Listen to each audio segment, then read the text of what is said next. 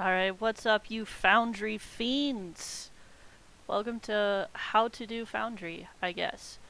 Before we get started, make sure to hit that like button, smash the bell, please subscribe. I'm just kidding. Don't do any of that.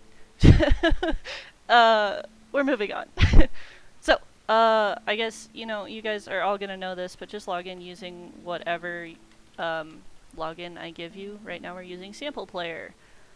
So we can do this. Don't save my username or password.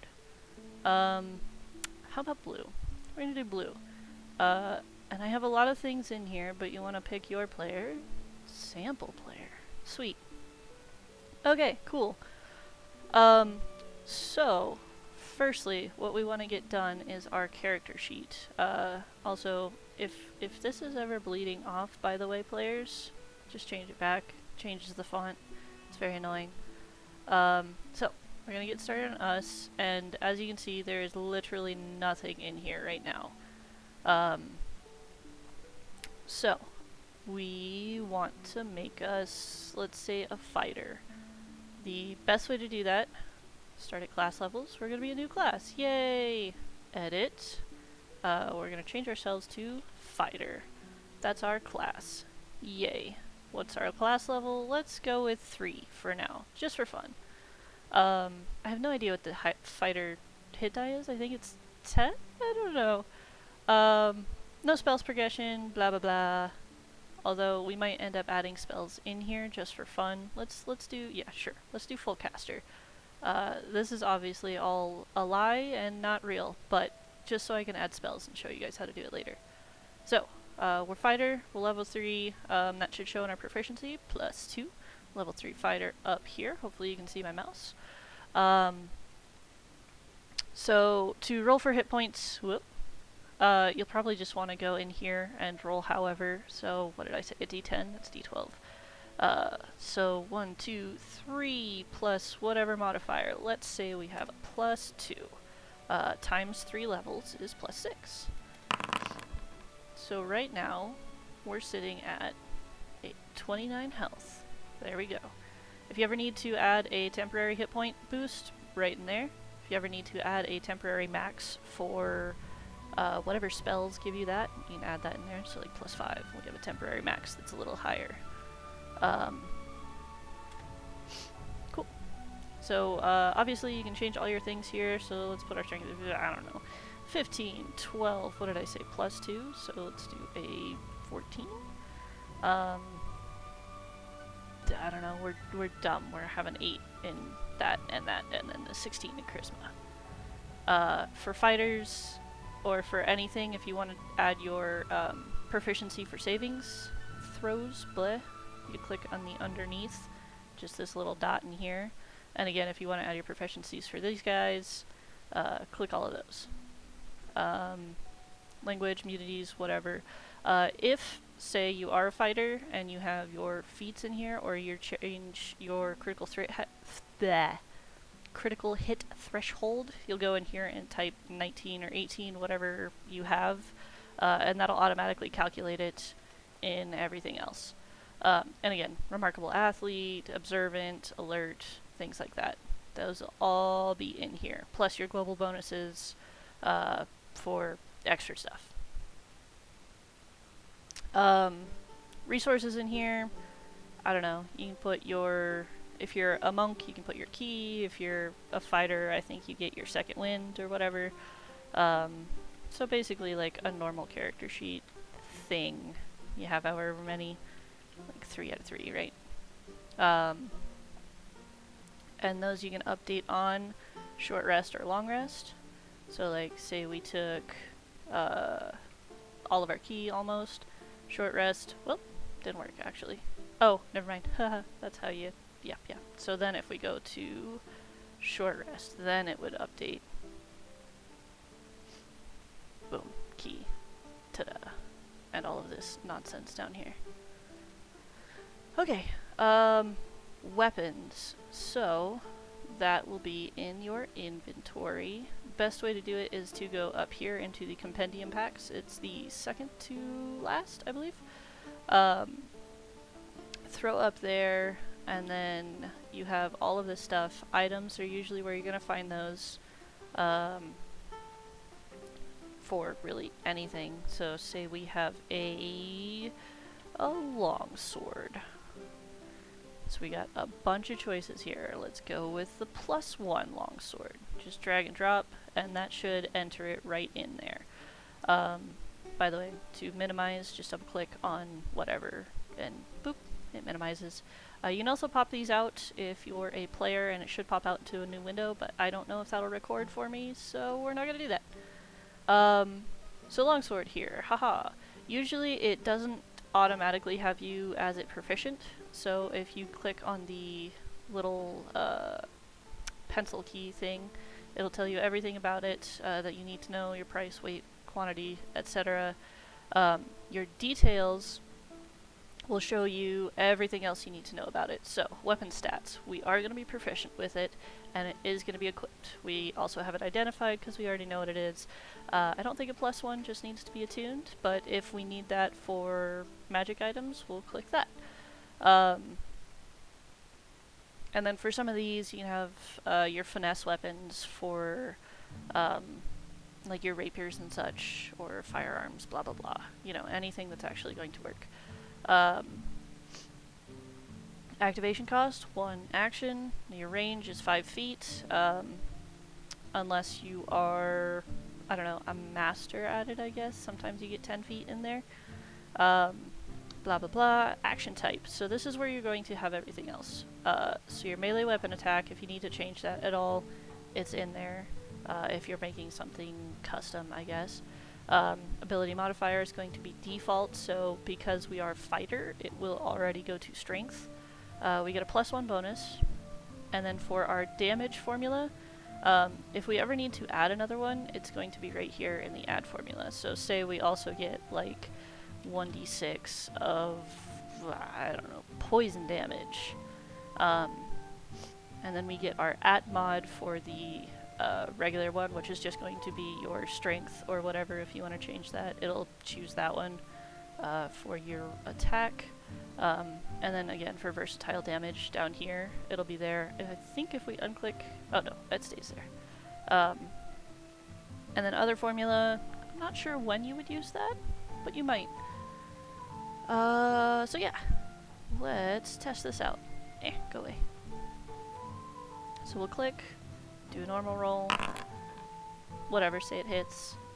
Normal, so we'll get our full 1d8 plus your 1d6. So you get your 2 plus 2 plus 1 plus 6 plus 0 for 11 damage total.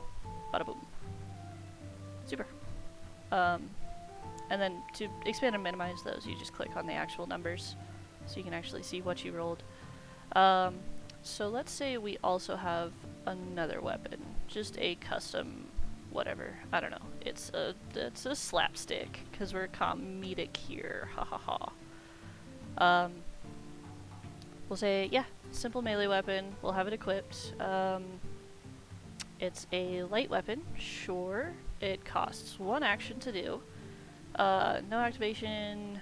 Our range is going to be 10 feet. 1 action. And then action type. Yep, we're gonna have it be a melee. So then this will all pop up. Again, we're gonna go default. Actually, no, this time we'll go dex. How about that?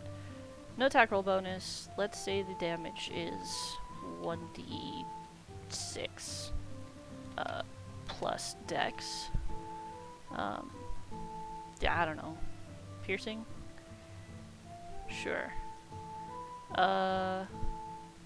And let's say maybe they also have to do a charisma save to not get, I don't know, like a Tasha's hideous laughter kind of effect from our slapstick. So that should all roll and be all good to go if we do that.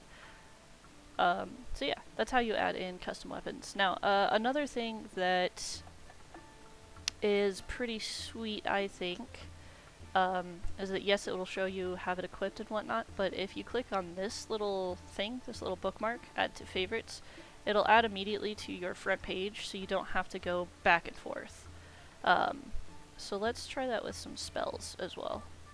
So again, we'll go to the compendium, go to spells. Let's say we have Chill Touch. So we'll throw that right in there. You know, necromancy, whatnot. Blah, blah, blah. And in here, it'll show you everything. So it's cantrip, again, necromancy, verbal somatic. If you do put concentration, it will show right here on the actual page. So see that happen. A little bit easier to see, I guess. And then everything in here is going to be how it is. Yeah. With level scaling, again, it's pretty easy to do these kinds of things for if you have a higher level spell and you need to insert it. So if you just do spell level and the scaling formula is like you get another 2d6 every level, then it'll do that for you. But since we're cantrip, we're just gonna keep it like so. So yeah, there's spells. And again, like with any spell, well, let's add a couple more. How about it? Aid, why not? Second level spell, sure. And alarm. There we go. Now we're getting there. So yeah, for these, again, if you want them to just be kind of always visible or whatever you have prepared, by the way, the prepared button is this one, dink. Then you click the favorites and it will show in here. Another fun thing will be with your token. Let me drag that in on the other screen real quick. Sample player. Boom. There we are. So that's us. With our token, when you are selected on it, you should have this thing that pops up here, which means that when you select, you can go into your inventory and just roll from here. And it should show all of your spells. It apparently doesn't for some of these, but it might just be that we're a fighter and things like that don't happen, I guess. Oh, never mind. It's because we don't have any spell slots. So here we go. 4 and 2. There we go. Now this should show up. Spells, yeah. So it'll show your cantrips, your first level, your second level, how many spell slots you have, and everything. And then you can go through your skills, your saves, your checks, and utility for stuff like that. So that just makes life a little easier for you guys. You can also click on this guy and move it if you don't like it at the top. I tend to prefer it at the top, but that might just be me. Secondarily, if you do use, say, Chill Touch a whole bunch, you can also just click and drag it all the way down to the bar down here, and then you can use it at all times. So that's that. Now token itself, I do have a thing that allows you to see your token, like everything about it. So you can see we have our health, our armor class, speed, and such. And if you right click on it, you get the ability to change a whole bunch of stuff. So like this one is going to be all of your status effects and whatnot. So if you're blessed, I don't know, put the cross. It's cool. Yeah. Or if you're dead, or if you're sleeping, or whatever. This is going to toggle your combat state. Usually the DM will be the one to do this, and that will mean that you'll show up ready for an encounter. Actually, you can't even do this as a player. Cool, good to know. This one is for target. If you're going to target yourself for something, like for blood hunters, they need to take their own damage, so that'll help that. Otherwise, settings will be how you see everything. So if your token name is like this, and you want it to only be when you hover on it, usually I have your guys' turned on at all times. So I'm actually just going to put always represented actor, blah blah blah, image. Well, that's just who we are right now. We'll go over that in a second. Vision, so this is going to be, you know, your bright and dark vision. If we do have bright vision, or sorry, dark vision, then we'll get 60 feet of dim, 30 feet of bright, and that will show around everywhere. And then if we have a torch equipped, will get, you know, 40 feet of dim and 20 feet of bright. And again, that'll show to everybody. And that's usually something that I control as well, but, you know. As for this one, as you see, if I scroll over these guys, they all have their names and such that kind of highlight after a bit, and then you can see their display bars. That's really only on this page, because I almost always have them on, and then have them on HP. The second one's up to you if you ever want to use it. Usually, I had it on the... What did I have it? On your AC value. Attributes.ac.value. Boom.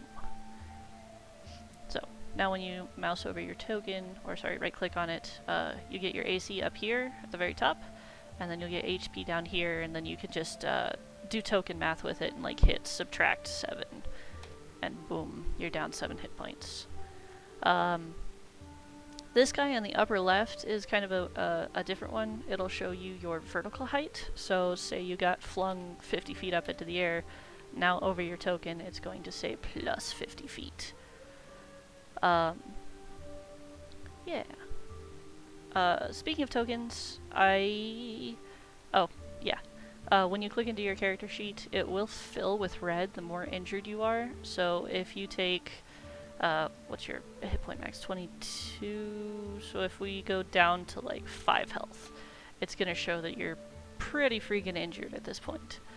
But speaking of this, so we click on the image, we don't want this guy anymore. This is really only reserved for the trusted players, at least in my game, and only for port forwarding as far as I know, but it might change. So in my game, all of your guys' tokens, if you ever want to change them, are in images. Let's make this guy a baddie. Sure, he's an Allosaur now. That's what we are. And we can also do that with the token and change the image path in here to Allosaur. Update token. Boom. There we go. That's who we are. We're an Allosaur that's 50 feet in the air and very injured. You can also do this on your spells and whatever, so if we put Slapstick in here and we wanted to change it, the better way to do that one is to go through Systems, D&D 5e, Icons, and then either one of these, any one of these. Items, Equipment, sure. And if we click on the 4 squares button, you actually get to see everything. Sure, let's make Slapstick gloves, because it's a slap. There we go, boom. That way if you just want it to look pretty or whatever, it'll be there, boom. And I guess I did skip over something for features. If you have like a class feature, they're usually in here, so yeah, Fighter, Action Surge, cool, additional fighting style, boom. Bard College, why not? Beast spells, hell yeah. So we can just load this guy up with whatever we want, but I prefer you stick to your characters, please. Cool, so, let's see. Let me work on my other screen really quick, and I will pull us into a sample combat, so we can kind of see stuff. Let's see, sample player, let's throw you out here. Let's get, sure, 2 brawlers on screen.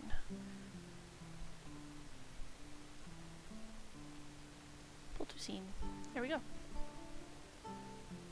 So, this is the random battlefield here. We have 2 brawlers. And let's say you guys are going to start in a combat match here. So, DM will drag you all, toggle your combat state, at which point you as player can go to the combat thing here and you see who everybody is. If you want to, you can right click on this and it'll pop out combat tracker, which is super nice. That way you can keep an eye on all of this stuff. So let's go ahead and everybody roll. We'll roll for our own initiative and then DM rolls for the others. Wow. Excellent. Cool. So, starting off combat, we will get, boom, Brawler's turn. Whoops. So we'll just say that they come up here and do a quick, swift punch to you. Yeah, or a Great Club, sure. At this point, yeah, sure, that hits us. Also, let me put my HP all the way back up. Oops.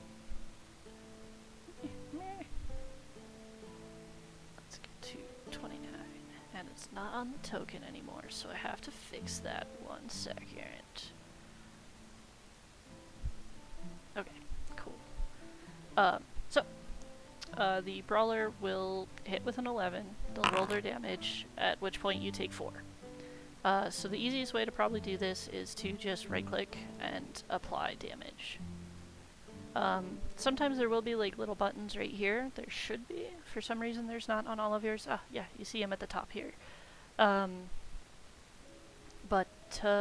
we'll figure that out at some point. So, Brawler has ended their turn. It is now your turn.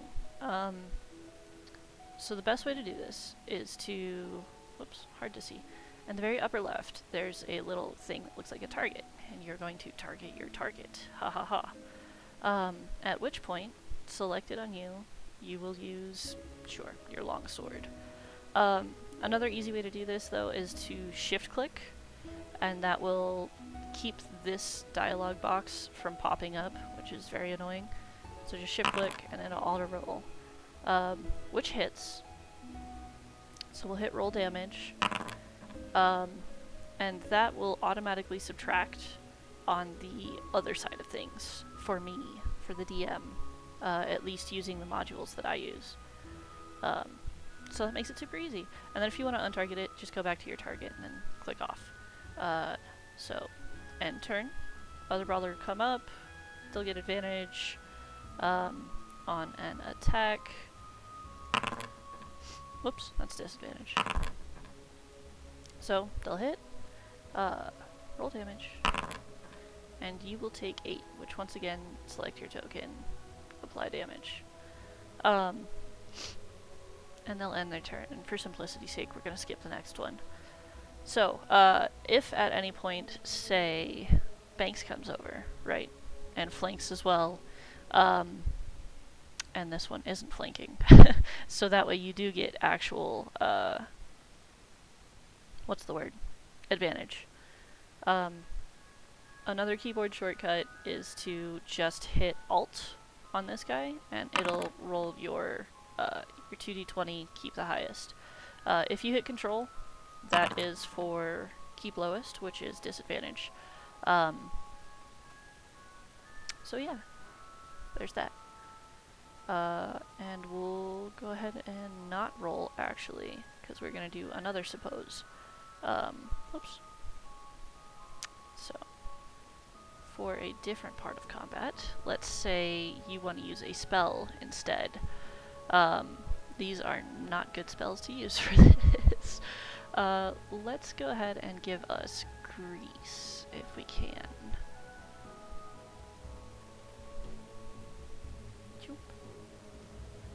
Okay, spellbook, we will have Grease equipped and favorited, so it goes on our front page if we ever want to use it.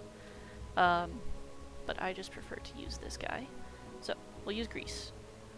We will cast it at first level, it will consume a spell slot, and we're going to place the measured template. So that's automatically going to give us this little 10 foot by 10 foot square wherein we can place it wherever the heck we want.